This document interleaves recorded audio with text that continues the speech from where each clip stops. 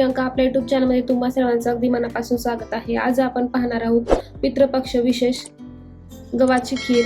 तर याच्यासाठी लागणारं साहित्य पाहूया। इथं मी 1 कप गहू घेतलेले आहेत। इथे तुम्ही जोड गहू किंवा खपली गहूही घेऊ शकता, पण माझ्याकडे रेग्युलर आपले जे आपण रोज पीठ बनवतो तेच गहू आहेत, मी तेच घेतले। आणि 1 कप गूळ घेतलेला आहे। 1 चमचा आपल्याला तांदूळ घ्यायचा आहे, कुठलाही तांदूळ तुम्ही घेऊ शकता, आणि अर्धा तास पाण्यात भिजत घालायचा आहे। 2 ते 3 चमचे हे मी खोबऱ्याचे काप असे बारीक खूप असे पातळ करून घेतलेले आहे, तुम्ही पाहू शकता। आणि 2 चमचे खसखस आहे। 2 ते 3 चमचे लागणार आहे साजूक तूप, 1 चमचा सुंठ पावडर आणि 1/4 टीस्पून वेलची पावडर घेतलेली आहे। आता या बाउलमध्ये आपण हे 1 कप गहू टाकून घेऊया आणि 2 ते 3 पाण्याने स्वच्छ याला आपण धुवून घेऊया छान।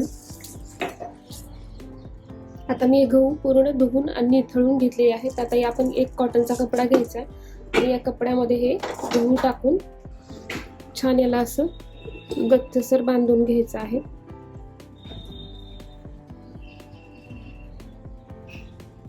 आणि याच भांड्यामध्ये आपल्याला 10 मिनिट याला रेस्ट करायला ठेवायचे। आता आपण याला झाकून ठेवूया। आता आपण काढून पाहूया। तर आपले हे गहू असे थोडेसे ओलावले गेले आहेत। आता आपण हे मिक्सरचं भांडं घेऊया।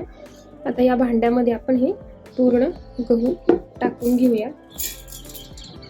आता हे 1च वाटी गहू आहेत म्हणून एकदम मी हे वाटून घेतो, सडून घेते मिक्सरमधून। जर तुम्ही जास्त प्रमाण घेतलं असेल तर थोडं थोडंच आपल्याला हे मिक्सरला फिरवून घ्यायचे आणि पल्स मोडवरती चालू बंद करायचे।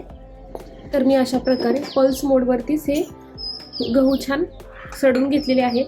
तर तुम्ही पाहू शकता या गव्हाची वरची सगळी स्किन निघून गेलेली आहे, हे पाहू शकता। अशा पद्धतीनं गहू छान आपले हे सडलेले आहेत।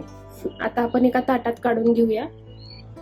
आता या कॉटनच्या कपड्यावरतीच हे आपले सडून घेतलेले गहू टाकून घेणार आहे आणि 1 तासभर आपण हे फॅनला असे सुकून घेऊया, किंवा मग तुम्ही उन्हालाही वाळून घेऊ शकता।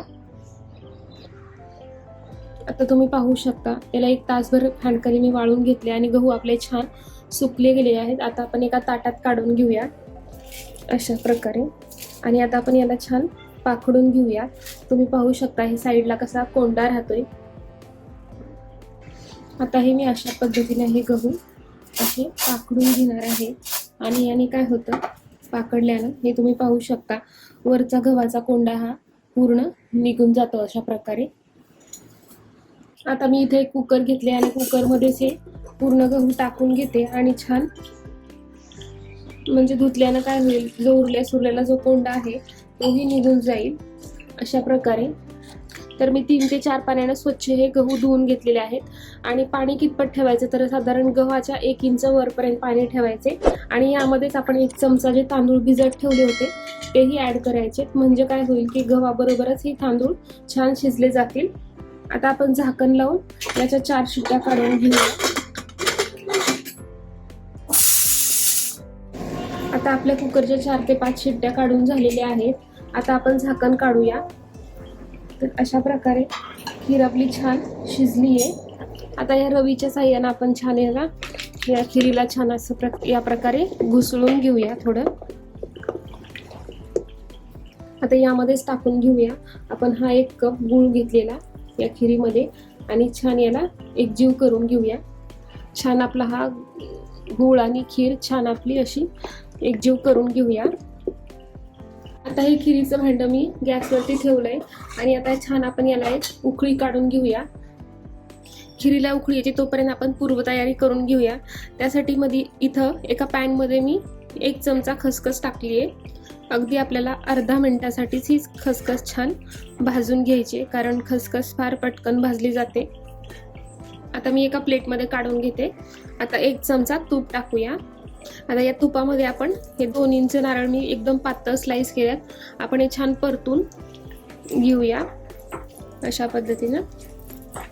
मी इथं ओला नारळ वापरलाय, पण तुम्ही इथं सुकं खोबरं सुद्धा घेऊ शकता। आणि अगदी याला तांबूस कलर येईपर्यंत आपण याला मस्त खरपूस तळून घेऊया। आता याला छान तांबूस कलर आलेला आहे। आता तर तुम्ही पाहू शकता आपले गहू आणि गूळ छान एकजीव शिजला गेलेला आहे. आता यामध्येच घालूया हे आपण तळून घेतलेले खोबऱ्याचे स्लाइस, याचबरोबर आपण भाजून घेतलेली खसखस, वेलची पावडर आणि ही सुंठ पावडर. आता हे छान आपण एकजीव करून घेऊया. तर तुम्ही पाहू शकता खीर आपली किती सुंदर आणि अफलातून दिसते. 1 मिनिटभर याला छान आता एकदम शिजून घेऊया. आता ही आपली 1 मिनिटभर आणखी छान शिजून झालेली आहे. आता आपण गॅस बंद करूया. आपली खीर तयार आहे. यामध्ये सगळे फ्लेवर खूप सुंदर उतरलेले आहेत आणि सुवासही खूप छान येते. आता आपण हिला काढून घेऊया एका सर्विंग प्लेटमध्ये. ही आता ही गरम गरम छान लागते आणि थंड झाल्यावरही अप्रतिम लागते ही खीर. तर तुम्ही पाहू शकता किती सुंदर आणि सुरेख दिसते. तर सर्विंग प्लेटमध्ये मी इथं खीर काढून घेतली. आता यावर घालूया आपण छान असं तूप, थोडेसे काजूचे काप आणि थोडे बदामाचे काप. जर तुम्हाला आवडत असतील तरच टाका, अगदीच हे ऑप्शनल आहेत.